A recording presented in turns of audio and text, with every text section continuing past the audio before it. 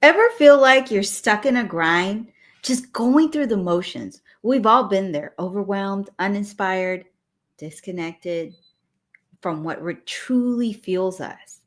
But what if the inspiration you need is already in you, around you, and it's just waving at you, telling you, hello, notice me?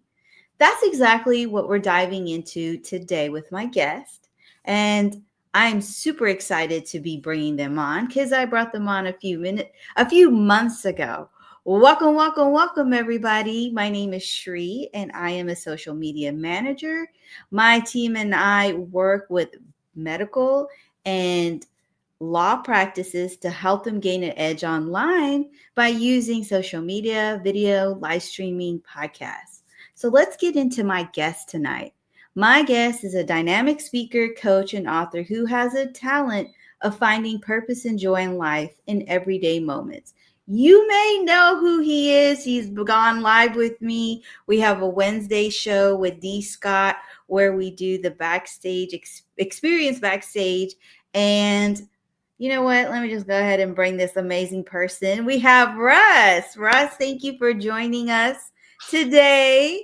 So glad to be here, Shri. It is such a blessing to be with you and Scott every Wednesday morning on Instagram. And when I can come on your show, that's just a double blessing. So I'm glad I made it.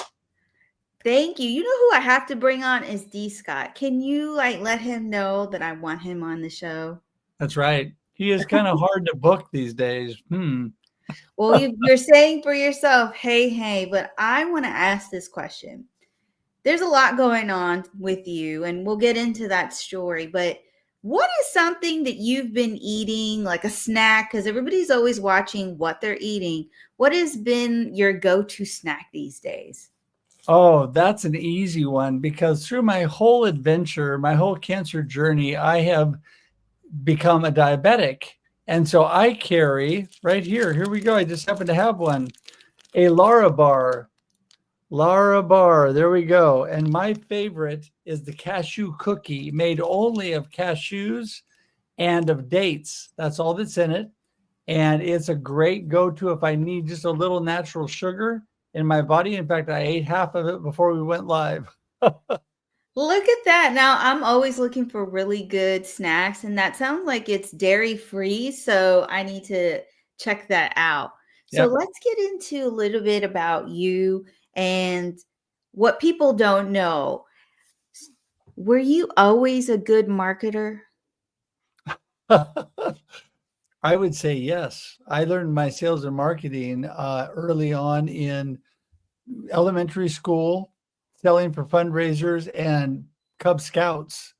And I was always one of the top salespeople. Of course, my dad was a sales and marketing guy. And so, being the son of one, I naturally had to step up my game early on. So, and I always wanted to win the prizes that went with being the top salesman. So I would always work on that. So yeah, I think that I always really marketed myself because I was always outgoing and always kind of connecting and building community from the time I was little. That's just who I was. So I just enjoyed that, and I think that God gave me those talents. And so yeah, I was pretty good when I was young. I think we're all really good when we're young, but I think if you've had someone who's in sales and marketing, it really helps. From what your dad used to do in terms of sales and marketing, what do you see is a little bit different versus from what you learned from him and now? Well, I tell you, a lot of the old school approach and method is really some of the best because he was all about doing the same things that I've always done, and that is getting to know people, getting them to know, like, and trust him, getting that nice relationship with people, whether you call it relationship marketing or whether you call it, whatever you call it now, building community and connecting. Um, he was that way. And so I think what's different, actually later in life, he worked for me. I was marketing manager at a job, and he actually worked for me for several years. And it was pretty easy for my dad to work for me because I just left him alone because he was so good. I'd just say, Dad, you've got this area, this stuff, you go. And I'll just watch. But I think what I do differently is probably with the technology end and being a little bit more goal oriented and some of the things that I look towards doing a little bit more intentionality, I think, in things. Although not that my dad didn't have any of that, but I just think especially now with social media and live streaming and all the things you have a lot more advantages, I think, in the marketing arena that were never available to people like my dad. I want to say hi to Miguel. Thank you for joining us, Miguel. I want to go dive into that. The opportunities we have that weren't available 10 years ago, 20 years ago, 30, 40. I mean, one of them is video, one of them is live streaming. Also, we've changed the method of how we talk to people in sales calls. Mhm. And I know that for you, getting on video wasn't always easy at first. So I want to get into that and ask what changed? What got you to say, forget this fear and let me get on camera? Well, I mean, honestly, Shree, it wasn't really that hard for me because I've always been kind of the showman. I was the little boy that my mama said, "Okay, Russell, get up and sing and dance for everybody." I mean, I was always on stage. So getting on the camera wasn't that hard. The hardest part of it was figuring it all out. Me being on camera, yeah, you're right. When you get on there at first, you kind of think, you don't like how you look or something, but I pretty much roll through that pretty quickly and think, okay, whatever, it is what it is. And so I think the biggest thing was just trying to figure all of it out so that I could actually do it. And that was the hardest thing, I think. And the best way that I learned, and then Scott and I learned together, live streaming, is just to do it and learn. My guest this morning on Marketing with Russ, Christine, she was saying, life is the best teacher. And I always have believed that. And so just jumping into things and doing them, and you and I and Scott have talked about that before too, jumping in and doing things, you learn from that, you get better and you grow. And I think that's what really did the best thing for me. Went from have no idea to what I'm doing to at least acting like I know what I'm doing. I love that you brought that up of just jumping in and doing it, because this is January. And so for some, you're like, this is not the real month, the first month. Next month is the real month to start doing things. However, it's about leaving that and saying, I'm not going to let this fear get the best of me in 2025. I'm actually going to try to do things. Now, I know for you, things are a little bit not as you had planned. But before we get into that, I want to say hi to Melindawa. Kevin, God bless you in Jesus' name, and prayers from little children to you all in Heavenly Father's name. Thank you. And we got Robert here who says, just do it. This is the best way to go. Of course, this is. So I want to get into that.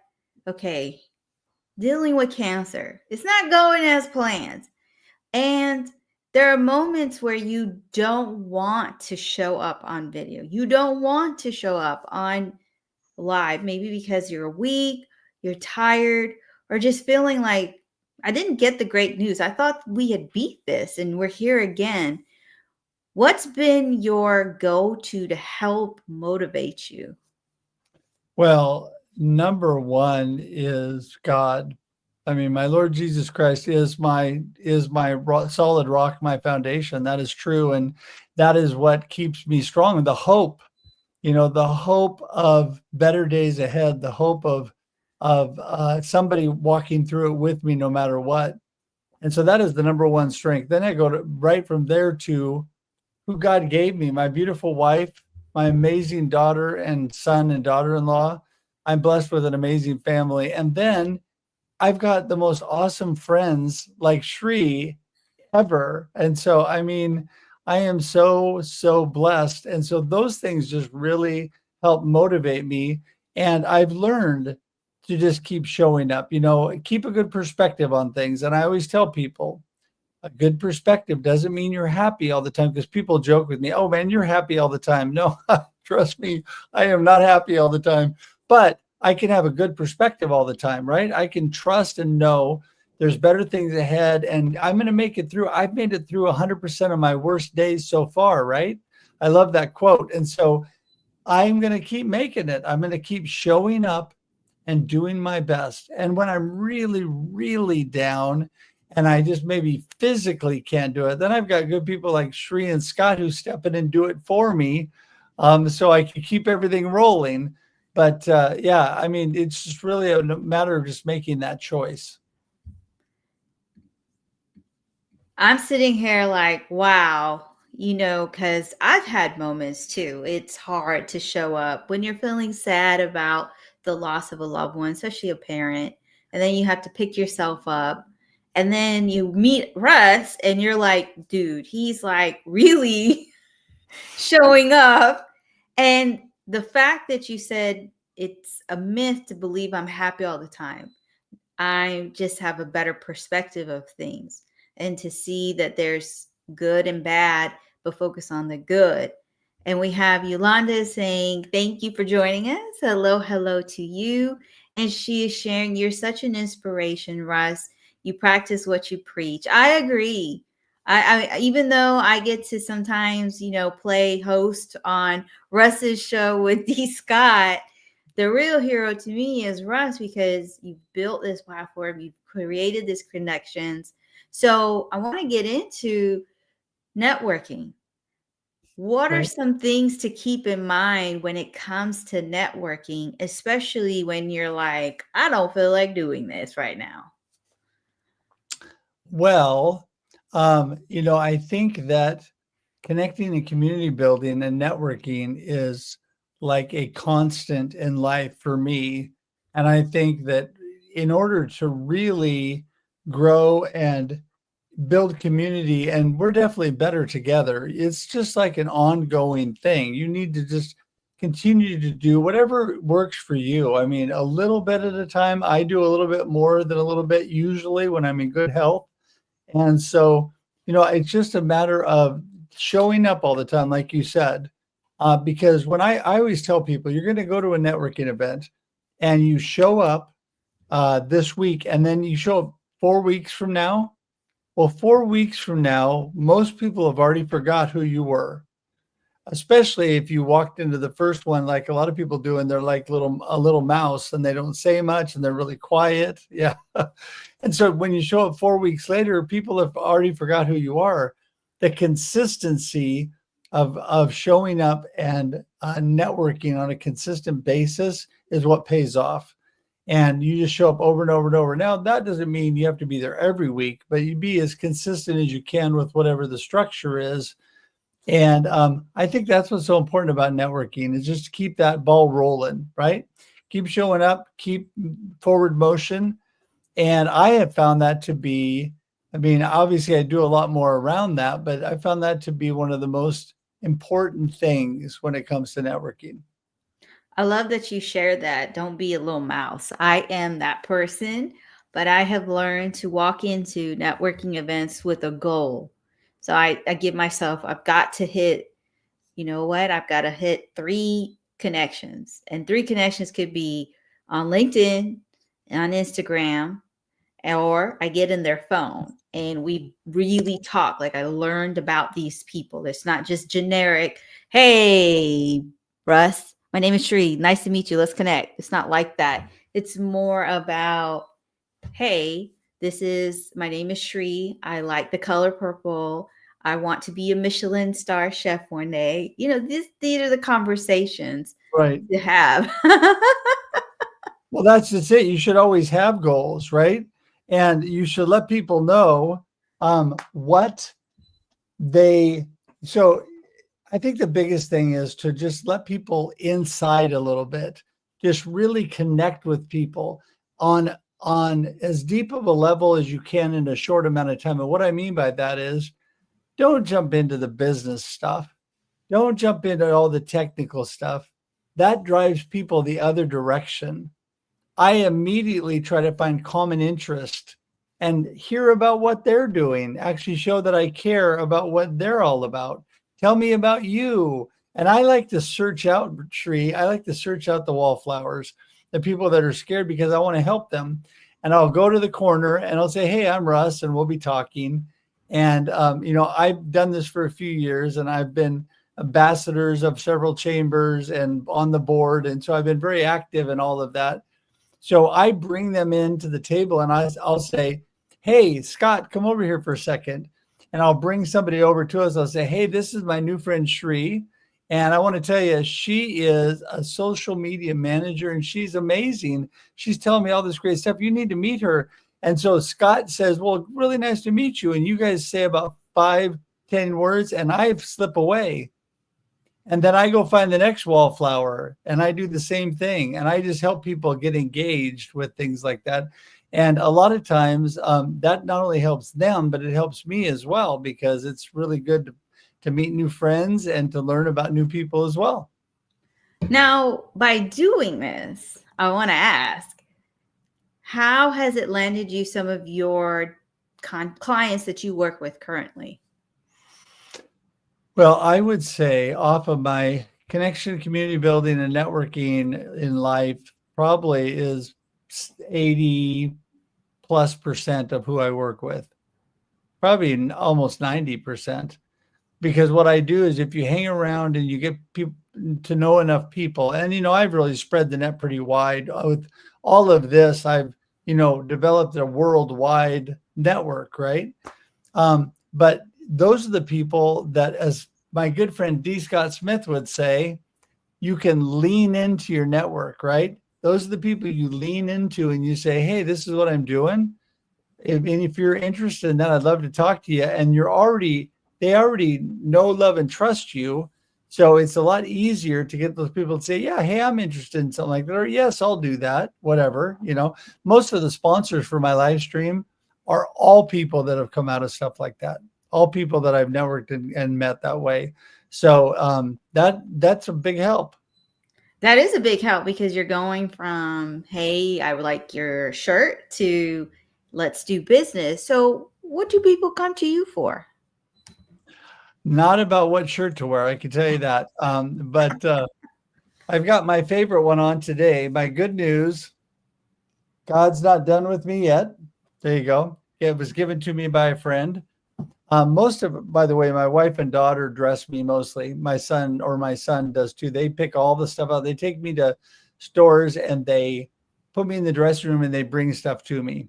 So anyway, that's just an aside about dressing. People like to come to me because they want somebody that will listen and care and will give them good direction on how to connect and develop deeper relationships and build their business that way. And I consult with companies that bring me into their meetings to specifically, number one, inspire and encourage them, because that's what I'm really all about, and inspire them and then give them some good nuggets of information, how to really make an impact in the world and an impact with people around you so that your business does better. And a lot of people come to me just personally too. They want to be better people, and I really love that. I do. I love that about what I do. I have been able to keep, even through this cancer journey, been able to keep the networking and the connection and the community together. And, it's really blessed me in more ways than one. I love being able to do that and work with people, but I love this live streaming, but also it's really come back to bless me when I needed the community around me. So, yeah. And we have Yolanda who says that she loves your shirt. I do too. Now, you talk about that you go to businesses and you give them nuggets to be able to be an inspiration to others and impact. What do you find is one of the biggest obstacles that many of these teams are facing? Well, I think one of the biggest obstacles is, I think a lot of times it's just showing up. My 5 steps to connection, number one is to start. That's basically showing up. You just got to do it. And I think one of the biggest obstacles is people are afraid and they plan and they worry and they fret and they do a bunch of stuff, but they just don't do it. And I think that people find when they dive in and they take that first step into the deep end, that really things start clicking a little faster than they thought they would, because it takes action to your words to really actually make an impact, to really make a difference in anything you do. And your business is going nowhere if you don't take a step forward and take that action. If you want to be on video, just like Shri, who is amazing, everybody, you just have to jump in and do it, right? You got to jump in and just start moving forward and doing video and learning and growing. And at the same time, as you grow, if you listen and pay attention to the people around you, you will learn from them. So if you overcome that biggest obstacle, which is starting or just showing up, you get around people, then you start to learn from them and you become better. And then you become more confident. No matter what you're doing, that's always a good way to start. We've talked about this, just start. And how many of us, I would love to hear, whether you're listening to the podcast episode, you're live right now, have started something that you wrote down that you wanted to do in 2025. I want to know, because one thing that I'm doing that I wanted to start having is a better morning routine, just how I get through the first part of the day. And I've been doing it. Even if it feels like I'm sleeping half of the morning, but I'm still listening to my prayers. I still write that one journal prompt, even if it's short, but it's still being done. Yeah. That's what I started doing. Is it everything I want to do? No, but I've learned if you do one action and you focus on it, it affects everything else in your life. Right. Well, let me say with that right now, with that point, is that focus on what you can do, not what you can't do. And people beat themselves up all the time because they can't do all this stuff, or they take on too much and they try to maintain it and it's just too much for them. So let me tell you, what, like you said, Shri, one small journal entry. If you want to become a journaler or make that a productive part of your morning, do one little thing. I started very simply, and now I've got like 4 journals, and for different things. And so you just work within what works for you, right? And what works for you maybe is not what works for somebody else, but you just keep doing it, be consistent, and that's always going to help you. You got to be intentional and plan and have those goals, but then you got to actually take action on them. Just as you were talking, I really thought about my morning routine, and it has gotten me, because I kind of slipped and not been getting up early. It's forced me to get up a little bit early because it takes about an hour before I can start to do my day. There's a lot that I'm listening to. I really want to be intentional with my morning. And so it's gotten me to start my day right at 5, about the time that I used to before my dad's passing. And I'm just starting with my Bible lab, my prayers, the journal entry, and then I'm ready to start the day. And it's real funny because, we all hear about, I want to be the 5 o'clock a.m. club. Well, think about this. You start something, then you realize, what, this is taking me about 30 minutes. How can I, start this a little bit earlier so that I have time for the rest of my day? And we have Yolanda who's sharing the first step is the hardest.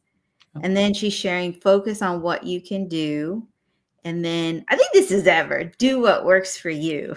I think Ever has jumped into the scheme. I was texting her saying, oh, by the way, I'm on with Shri. Yeah. So if you see Russ, it's not Russ, it's actually Ever. And I want to give a shout out because she is showing the website, and she is the 100% hype woman you need on your team, because she will make sure. And Russ, you've got the perfect hype person, especially when you are just not in the best of moods. And here comes Ever around the corner. We all need like an Ever in our life. Oh my goodness. What a blessing to me. And she knows me so well. And that's what's such a blessing, because she says exactly what I would say. But as soon as she starts promoting my website and all that stuff, I definitely know she's jumped into the room. Yeah. But no, I couldn't tell ever how much I appreciate her enough. She is just a blessing. Yeah. Shout out to Ever. Shout out to those who are supporting us, from our loved ones. Well, I don't have my stuffed animals. They're my daughters. That was my support corner over here. But I have my friends. I have Russ. I have D. Scott. I have Robert. And I have Chandrea, Elizabeth, and just these people just reaching out, being able to chat with them. Nicole. You know Nicole. She was on your show. Yeah. So what we're going to do now, guys, is we're going to end it here, and we're going to ask you to come and join us on Instagram. But before we do, I want to make sure, Russ, how can we connect with you? Well, that's an easy one, and I'm sure it's in the comments already, and that's russhedge.com, russhedge.com. And all of my information is there, what I do, how to connect with me. And you can even schedule time directly on my calendar to Zoom with me. I'd love to do that. And it is the best place. It'll take you to any of the social media that I'm on and any information you need. So russhedge.com is the place. Oh, but wait a minute. Before we end, too, I want to make sure you have an event tomorrow and another one. Yeah. Can you tell us a little bit about it? So I'm super blessed. There's a group called Kicking Cancer based out of Oregon, and they're growing through the country slowly. And I was actually a volunteer staff member, or am a volunteer staff member, and I've helped them long before I had cancer. Then when I had cancer, they took me on, and I'm their first quarter project this year in 2025.